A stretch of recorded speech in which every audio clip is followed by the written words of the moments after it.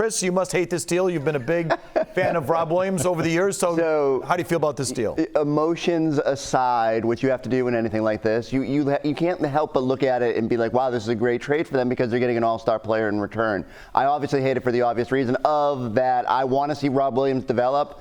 But I also understand these windows aren't promised. And I think they showed at the start of the offseason they needed to shake things up a little bit, making the move to get rid of Marcus Smart, bring in Kristaps Porzingis. And I think this is just another sign where they're like, high-end talent wins when it matters. Would you have traded Rob Williams?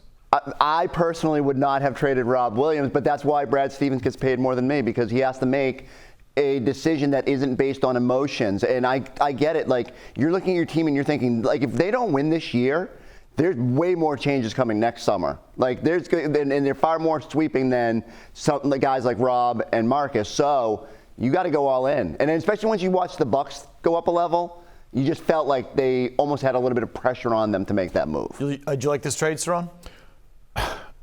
Well, not really, because I thought it was a deal that they didn't have to make. I think they were good enough to be champions as is. Malcolm Brogdon was sixth man of the year. He was the third leading scorer on that team, and he shot the ball well from the floor and from three. And he was good up until that playoff series, and of course, because he was hurt.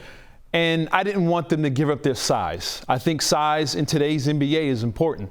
And I think Rob Williams, same here, he's important when he's on the court. We all know the numbers. He's a game changer. He's a modern-day Ben Wallace in this NBA who can be a dominant player without the ball in his hands. And I think with them, with the chemistry with him, their size with Al Horford and Porzingis, I think would have been – and Tatum is a big guy.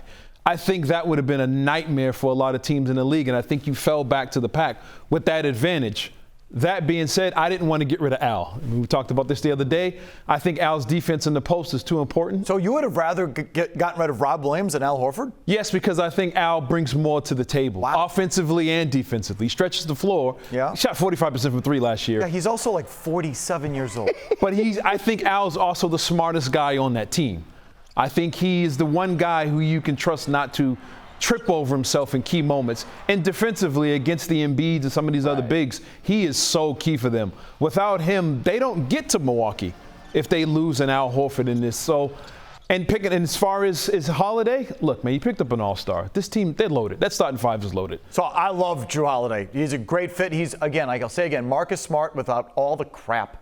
Okay, he's just a good, hard-nosed defensive player. He's a little better offensively. He doesn't have the ego that Smart did. So he's not going to, try and muscle his way into the big three or onto the cover of Sports Illustrated. He's going to play his role. He's going to play it well.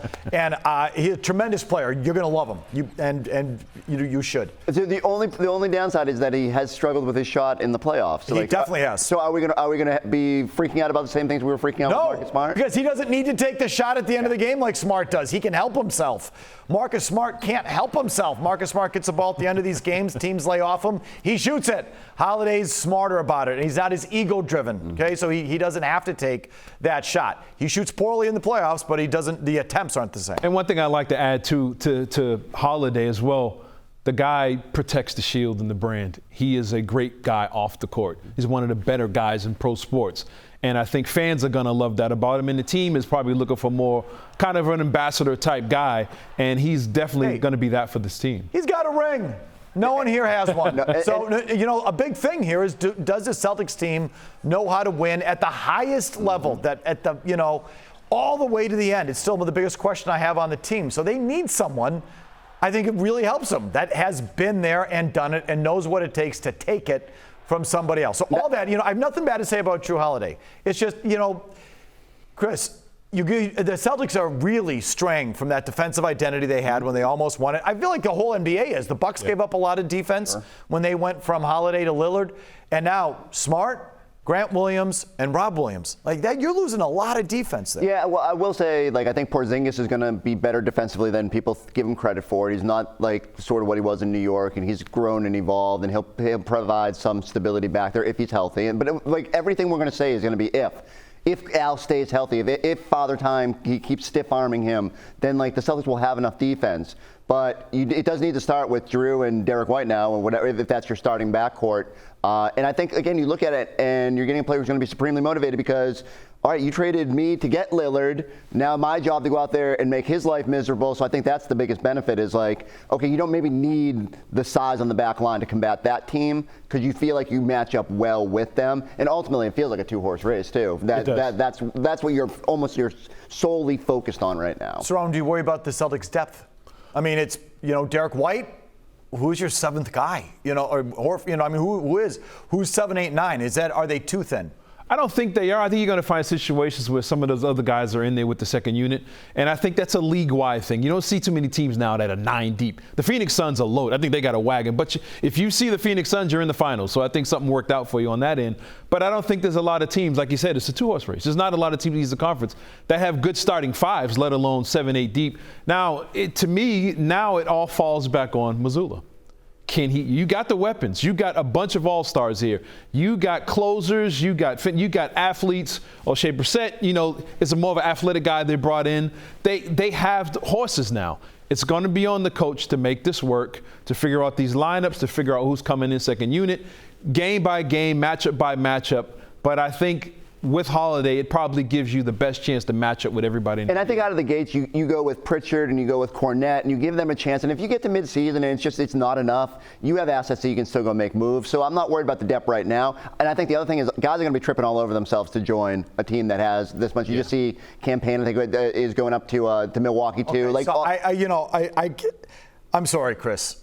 Damian Lillard wasn't tripping to get to Boston. There's a lot of teams. You're lucky Holiday was okay coming here. It feels like there's a lot more NBA guys that don't want to be here that want to be here. I don't know where you're getting that the guys are going to be tripping to come here. When you can win a title, I don't think it matters. How come more guys aren't lining up to come here? How come Damian Lillard would rather have gone to Brooklyn than Boston? I mean, he's trying to make albums as well. He has to go somewhere where he can sell his market. I don't know what the reason is. This is not a place NBA players trip over themselves to get to. No, I don't think the NBA. This is a city where NBA players trip over to get to.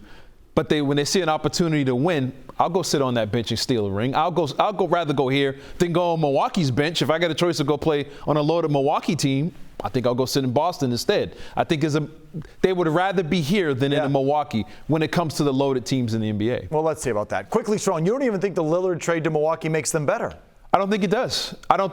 Not off the bat. I got to see this work out for us. We've seen a lot of September champions with superstars getting paired together, and it comes down to fit and mesh. You're going to ask Dame, who is a top 5 usage guy, to all of a sudden give the ball up.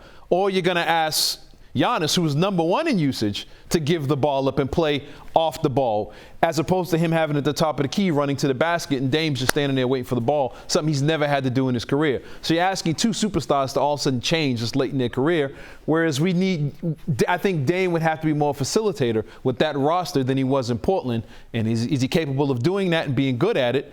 And the Bucks on the other end, I don't think they were as great defensively as people think they were. And they just gave up the one lone great defender they had on the perimeter for a guy who didn't play much defense at all. So I think we'll know about them by Christmas, but I'm not putting them as the best team in the NBA. Not so fast.